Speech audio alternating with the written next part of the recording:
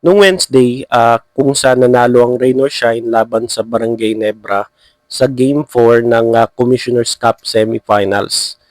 Of course, nanalo ng Rain or Shine at nagkamayan na yung mga players at coaches. Ganyan naman talaga pag sa basketball pagkatapos ng laro, nagkakamay na yung mga magkabilang koponan, yung dalawang koponan na naglalaban sa court, no? Yan, nagkamayan na sila. Tapos ang may nangyari na nagkasagutan sila Coach Yeng Giao at si Coach at Team Governor Al Francis Chua ng Barangay Nebra. So nagkasagutan sila.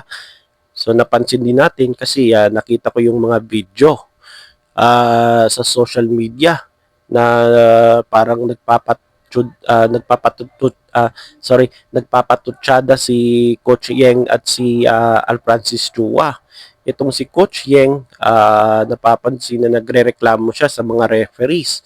So talagang natural lang yan sa mga coaches na nagrereklamo sa mga referees, lalo na yung may mga maling calls, no? Yung mga dudang tawag ng mga referees tulad ng mga fouls. So talagang natural lang yan sa mga coaches, no? At ito namang si Al Francis Chua merong parang sa Bisaya pa nagbuboy-boy, no, sa mga referees and officials.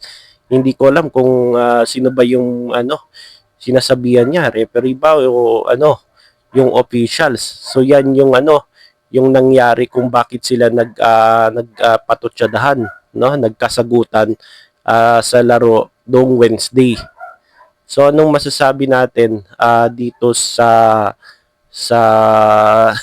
sagutan ng dalawang coaches diyan sa PBA? Of course, naging coach na yan si Al Francis Chua bago naging team governor at ang alam ko parang vice chairman siya ng PBA Board of Governors kasi ang equivalent niyan pag 'di ba? Parang na yan, little commissioner.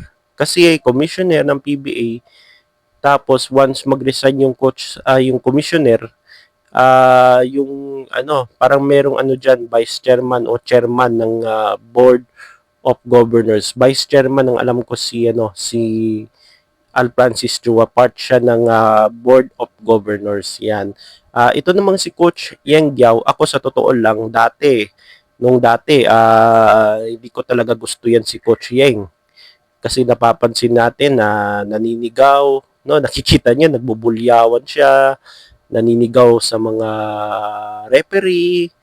Yan. So dati ayaw ko talaga kay Coach Yeng Giao, lalo na yung panahon na nung nasa Red Bull siya at yung first era niya sa Rain or Shine. Yan, dati ayaw ko kay Coach Yeng Giao. Pero hindi nagtagal, parang nagugustuhan ko na rin itong si Coach Yeng Giao kasi bibira lang talaga sa totoo lang na katulad ni Coach Yeng Giao na talagang prinsipyo, may paninindigan at very siya, vocal, outspoken siya pagdating sa mga concerns and issues diyan, lalo na diyan sa ating liga yung PBA. So bibira lang talaga sa mga coaches at players na merong kagaya ni Coach Yeng Giao. So hopefully, marami din ng katulad ni Coach Yeng Giao, yung naninindigan na may prinsipyo at saka at talagang meron siyang sinasabi, no, o stand sa mga concerns and issues diyan, lalo na sa PBA. So yan. Kasi kapag yung iba kasi guys, natatakot sila. Siguro, iniisip ng iba is mamumultahan sila o di kaya masuspende sila. 'Di ba yung kagaya ng nangyari kay Baltasar, 'di ba? Yung sinasabi niya na may niluluto daw, naluto daw yung laro, no? O agad-agad minumulta na siya, no? Minulta na siya ng PBA. Si Calvin Abueva naman, 'di ba? Nagrereklamo siya sa mga referee, sa mga officials. Kaso ang problema kay Calvin, hinaluan niya ng pagiging pasaway niya. So talagang mamumultan ka ng malaki at posible masuspende ka, no? So yung iba natatakot guys, pero si Coach Yeng talagang ano talaga, wala siyang takot kahit sino man yung makakabangga niya, no? Kahit official pa yan ng PBA, hindi niya iuurungan ni Coach Yeng Giao. Ah, kaya ang sabi ng iba takot daw yung mga PBA officials dito kay Coach Yeng Giao kasi kapag ginalaw nila katulad ni Coach Yeng, ginalaw nila is talagang sasabog, no? Sasabog talaga. At well, makikita din natin sa mga netizens, no? Kapag may sinabi si Coach Yeng Giao, talagang ano, yung mga netizens, yung mga lalo na yung mga basketball fans, talagang nag-agree dito kay Coach Yeng. Sa totoo lang, pwede pa nga ito maging ano, commissioner ng PBA kasi mas may alam din itong si ano si Coach Yeng Giao. Dati naging commissioner ito doon sa isang amateur league, no? May experience na kasi itong si Coach Yeng Giao sa mga officiating, no? Meron na siyang ano diyan. May mga alam na siya diyan. So, for me pwede yan maging ano commissioner pero imposible na. Kasi ano coach talaga yung gusto ni Coach Yeng Giao.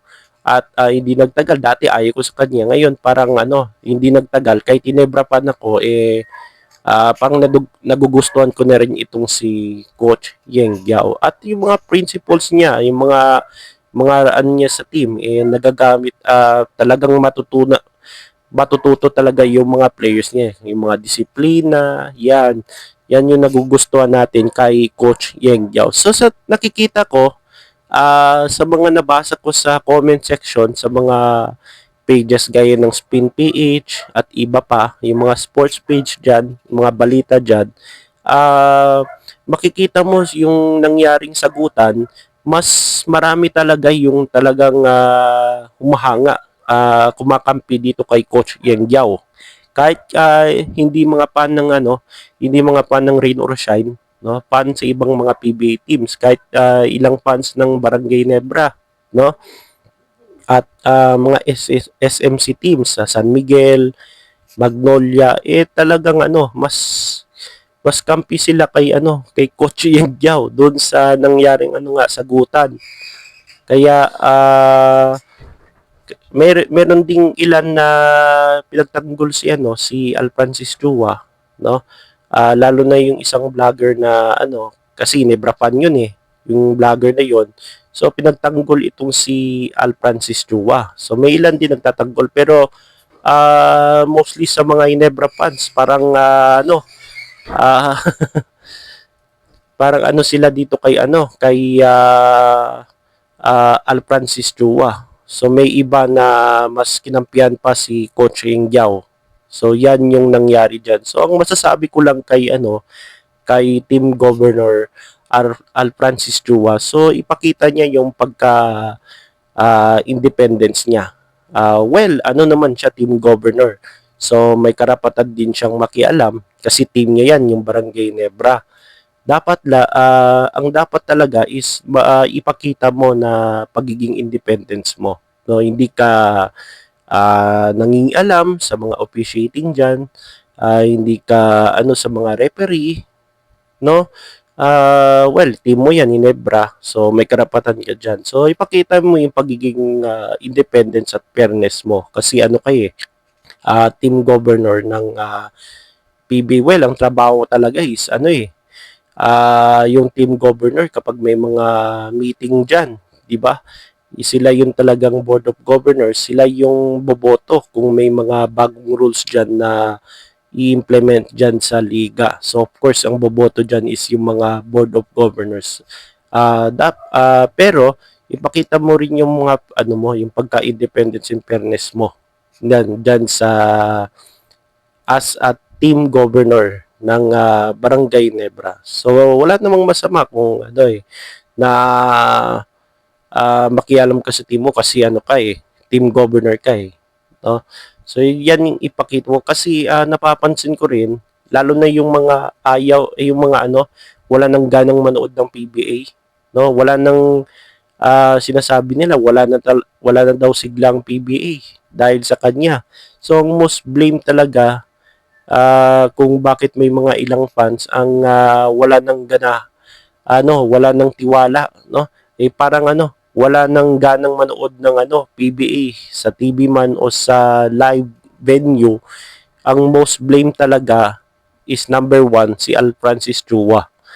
Secondary lang yan second lang yan si Commissioner Willie Marshall. Pero ang most blame talaga ng ibang basketball fans na talagang nadi-disappoint na sa liga ay si Al Francis Chua talaga. So sa tingin ng iba parang siya na yung parang commissioner diyan, no? Na halos siya na yung nangingialam diyan pati officials, pati referees. So yan. Yan yung mga reklamo ng mga ibang basketball fans, no? So sana ipakita niya ni Al Francis Chua sa dito sa situation na yan, mas marami pang kumakampi kay Coach Yang Giao. Yung ibang Ginebra fans parang ah parang hindi kinakampihan itong si Coach Al Francis Chua. Parang mas pa sila kay Coach Yang Giao dun sa situation, lalo na yung sagutan yung last Wednesday, no? So sana nga guys, no? At yan ang ating reaction natin dito sa nangyaring sagutan nila Al Francis Chua at Yang Giao.